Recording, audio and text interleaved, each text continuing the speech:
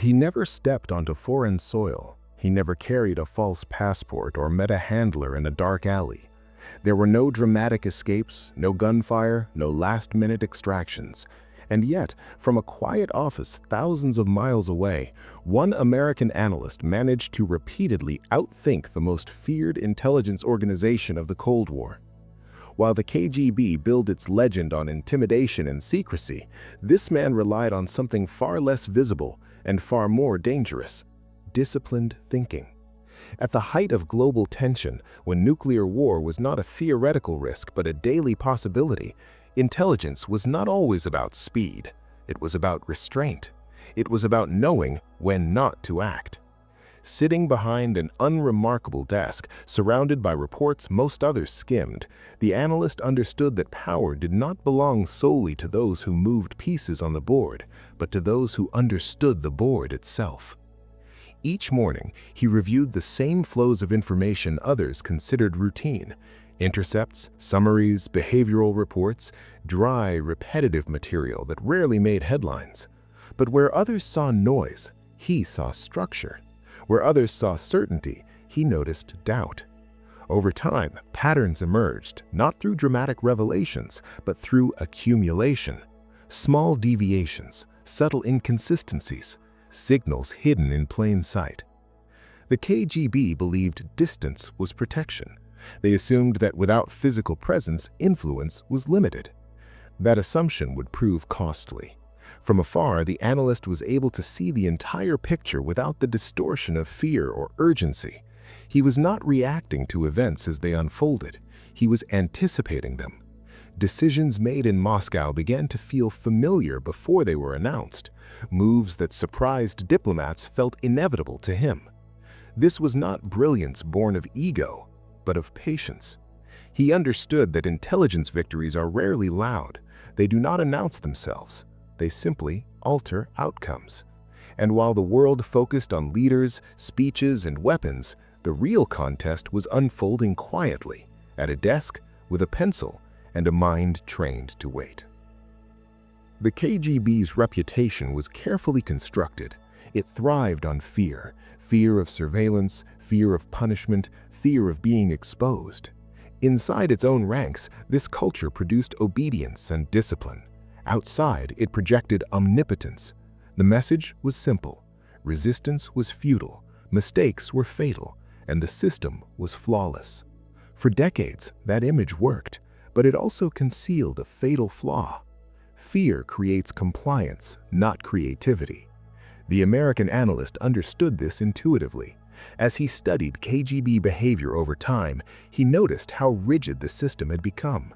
Reports followed the same structures, language was repeated verbatim, deviations were rare, not because reality was stable, but because deviation carried risk. Officers learned quickly that conformity was safer than accuracy. This rigidity produced a dangerous illusion of control. The KGB trusted its own procedures so deeply that it stopped questioning them. That trust became predictability. And predictability in intelligence is vulnerability. The analyst began mapping these patterns, not just in operations, but in mindset. He could anticipate how the KGB would interpret ambiguous information, how it would react under pressure, and how fear would shape its decisions. Rather than confronting the KGB directly, he allowed it to confront itself. By understanding its internal incentives, he could foresee when the KGB would overreact, when it would hesitate, and when it would misjudge American intentions. The KGB often mistook silence for weakness and restraint for uncertainty. The analyst knew better. Silence was calculated. Restraint was strategic. What made this advantage so powerful was that the KGB never realized it was being exploited. From their perspective, nothing was wrong. Procedures were followed, reports were filed, authority remained intact. But beneath the surface, their own structure was being used against them, not through deception, but through understanding. In this quiet contest, the analyst did not need to outmaneuver individual officers. He outmaneuvered the system itself. And the more the KGB relied on fear to maintain control, the more predictable and vulnerable it became. To most analysts, intelligence arrived as information. To him, it arrived as behavior. He was less interested in what the KGB said than in how it said it, how often it repeated itself, and when it suddenly changed tone. Words were not just carriers of meaning, they were fingerprints. Over time, those fingerprints formed profiles, not of operations, but of people. From thousands of pages of routine material, the analyst began identifying individual tendencies. Certain officers favored overly formal language, others used technical precision to hide uncertainty.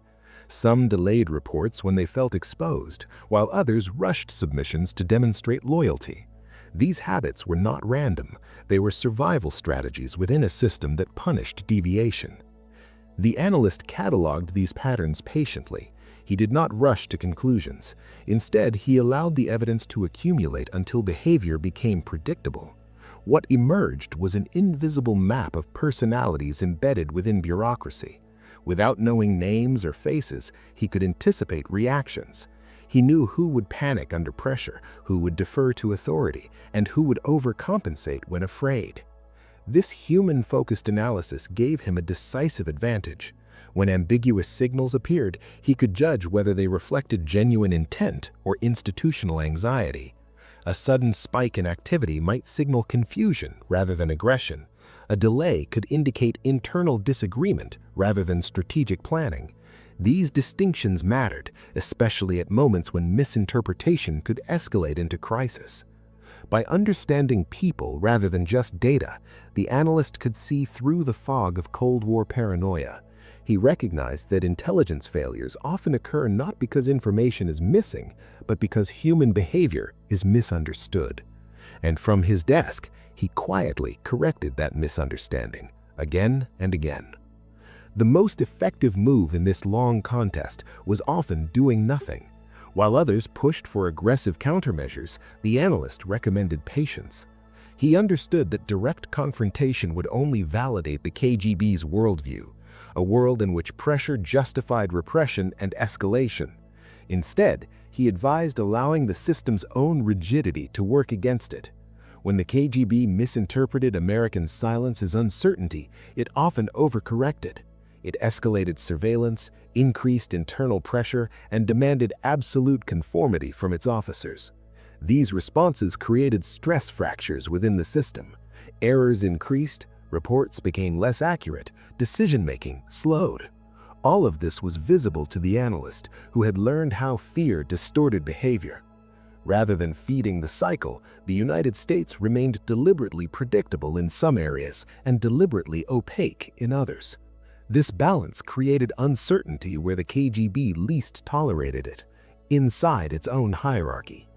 The analyst knew that authoritarian systems struggle most when they cannot determine if their control mechanisms are working. This strategy required discipline at the highest levels. It demanded trust in analysis over impulse. The analyst's recommendations often ran counter to political pressure, but they were grounded in deep understanding. Over time, his approach proved correct. KGB operations became increasingly cautious, then increasingly reactive. They were no longer setting the tempo, they were responding to it. Victory in this context was not dramatic. There were no public acknowledgments, no decisive announcements. But outcomes shifted, risks diminished, escalations were avoided. And the KGB, without realizing it, was being guided into safer behavior patterns by an opponent who never needed to confront it directly.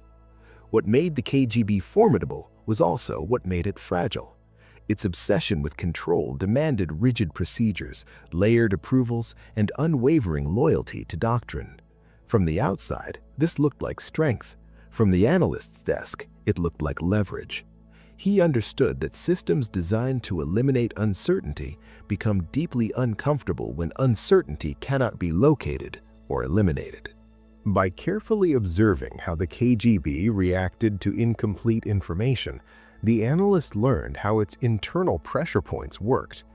When data was unclear, officers did not slow down to reflect, they rushed to conform. Reports grew more confident precisely when confidence was least justified. Assertions hardened where questions should have existed.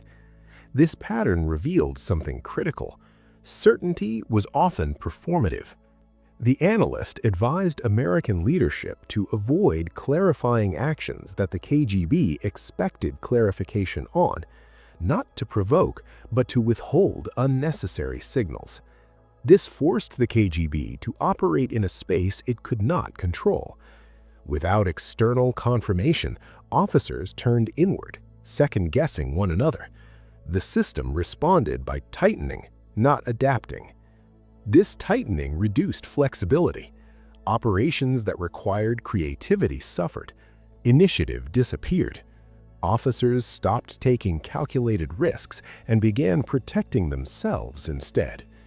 The analyst watched as KGB decision-making slowed, not because information was scarce, but because fear of being wrong outweighed the desire to be effective. None of this required deception. No false signals were planted, no traps were set. The system simply encountered its own limitations.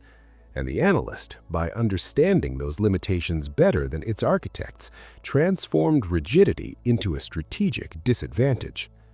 What the analyst understood better than anyone else was that intelligence wars are not fought only between nations, they are fought inside systems.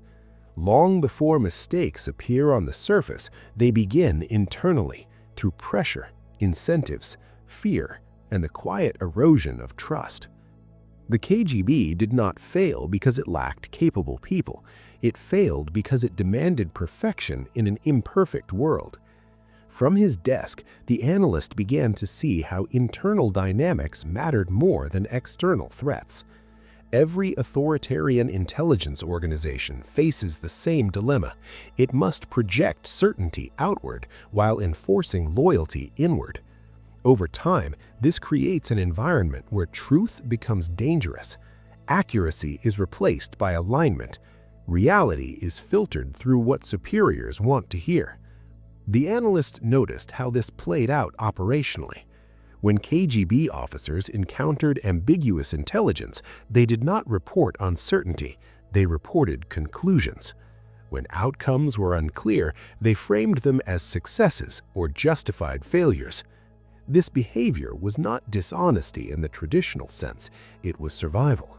Within the system, doubt could be interpreted as incompetence or disloyalty. This created a widening gap between reality and reporting, and the more the system relied on fear to enforce discipline, the wider that gap became. The analyst understood that this internal distortion was far more damaging than any external deception could be. A system that cannot tolerate uncertainty eventually loses the ability to perceive reality accurately. What made this insight so powerful was that it required no interference. The analyst did not need to introduce false information or manipulate sources. He only needed to understand how pressure reshaped behavior. Once he understood that, he could predict outcomes with remarkable accuracy. Not because he knew what the KGB wanted to do, but because he knew what it was afraid to admit. As American leadership debated responses to Soviet actions, the analyst often cautioned against assuming hostile intent. He explained that many aggressive postures were defensive reactions driven by internal insecurity rather than strategic ambition. This distinction mattered. Treating fear-driven behavior as calculated aggression would only validate the KGB's worst assumptions and reinforce its internal paranoia. Instead, the analyst recommended strategies that reduced internal pressure rather than external confrontation. By maintaining steady policies and avoiding dramatic shifts, the United States denied the KGB the clarity it craved. This forced the Soviet intelligence to rely even more heavily on its own distorted internal reporting, deepening the cycle. Inside the KGB, officers increasingly focused on avoiding blame rather than pursuing effectiveness. Innovation slowed, initiative disappeared. Decision-making became centralized and cautious. Each layer of approval added delay and diluted responsibility. From the outside, the organization still appeared formidable. From the inside, it was becoming brittle. The analyst understood that brittle systems do not collapse suddenly. They crack gradually, often invisibly. Stress accumulates, small failures compound, confidence erodes, and when a real crisis emerges, the system lacks the resilience to respond creatively. It reacts instead with rigidity, exactly when flexibility is most needed. This was the hidden battlefield of the Cold War, not missiles versus missiles, but adaptability versus control. The analyst's greatest contribution was recognizing that this battle was already being won, not through force, but through structural imbalance. One system could absorb uncertainty, the other could not. By the time the KGB realized it was struggling to interpret American behavior accurately, the damage was already done. Its internal mechanisms no longer produced reliable insight, and without insight, even the most feared intelligence organization in the world became reactive rather than strategic. From a single desk, with no confrontation and no deception, the analyst identified the fault line that would shape the rest of the conflict. The war was not being fought against the KGB directly, it was being fought inside it. The analyst never attempted to beat the KGB in a traditional sense. He did not aim to expose individual officers or dismantle specific operations. His focus was narrower and more subtle: expectations. He believed that intelligence conflicts are decided not by actions alone, but by what each side expects the other to do next. The KGB expected the United States to respond aggressively to perceived threats. It expected escalation to follow pressure. It expected predictability in moments of tension. The analyst understood this and quietly recommended deviation, not dramatic but deliberate. When escalation was anticipated, restraint followed. When reaction was expected, silence prevailed. This misalignment between expectation and reality created cognitive strain within the KGB. Officers struggled to interpret American behavior using their existing models. Reports became contradictory. Confidence eroded. Decisions were delayed as analysts attempted to reconcile outcomes that did not fit their assumptions. Over time, this strain accumulated. The KGB found itself reacting to a phantom version of American strategy, one that existed only in its expectations. Meanwhile, the real strategy unfolded calmly, without urgency or spectacle. The analyst did not outpace his opponent, he caused his opponent to outpace itself. In this way, victory came not from confrontation, but from composure, not from dominance, but from discipline. And while the KGB searched desperately for threats that never materialized, the American analyst remained exactly where he had always been, at his desk, quietly shaping the outcome of a global struggle. One of the analyst's most difficult lessons was learning when not to intervene. In intelligence work, the instinct to correct errors is strong, but he understood that some mistakes reveal more than they cost. When the KGB misread a situation or overestimated American intent, immediate correction would only reset their assumptions. Allowing the error to persist, however, exposed deeper structural weaknesses. As the KGB reacted to imagined threats, it committed resources inefficiently. Surveillance intensified where it was unnecessary. Pressure mounted on officers who were already uncertain. Reports became distorted as fear pushed accuracy aside. From his desk, the analyst observed these reactions with precision. He did not celebrate them, he documented them. Each mistake became another data point, another confirmation of how the system behaved under stress. This approach required discipline. Political pressure often demanded quick responses and visible action. But the analyst understood that restraint could shape outcomes more effectively than interference. By allowing the KGB to exhaust itself responding to its own misinterpretations, he reduced the likelihood of real escalation. The system was too busy chasing ghosts to create new threats. In this way, errors became self-limiting. They revealed priorities, exposed anxieties, and clarified intentions. And because the analyst never forced these mistakes, the KGB never suspected manipulation. From their perspective, events unfolded naturally. From his, they followed a pattern he had already mapped. The greatest irony of the analyst's success was that it could never be acknowledged. There were no public briefings, no medals, no official statements. His work altered decisions before they reached the stage of action. Crises softened, escalations dissolved, outcomes shifted quietly without visible cause. This invisibility was not accidental, it was essential. Recognition would have revealed methods. It would have confirmed to the KGB that its assumptions were flawed. Silence preserved effectiveness. The analyst accepted this without complaint. He understood that intelligence victories are measured not in headlines, but in stability. The absence of catastrophe was the proof. Years passed, leadership changed. The Cold War continued, tense but contained. The analyst remained in the background, his influence felt but never seen. When moments of danger passed without incident, few questioned why. That question was the answer. This kind of victory demands humility. It asks those who achieve it to disappear behind the outcome, and in doing so, it preserves what matters most. The analyst did not seek to be remembered. He sought to ensure that nothing happened that would need remembering. As the Cold War moved toward its final decades, the analyst began to see the long arc of what he had helped shape.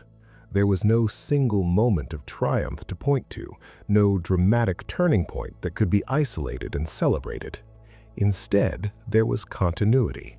Crises that could have spiraled instead cooled. Decisions that might have been reckless became cautious.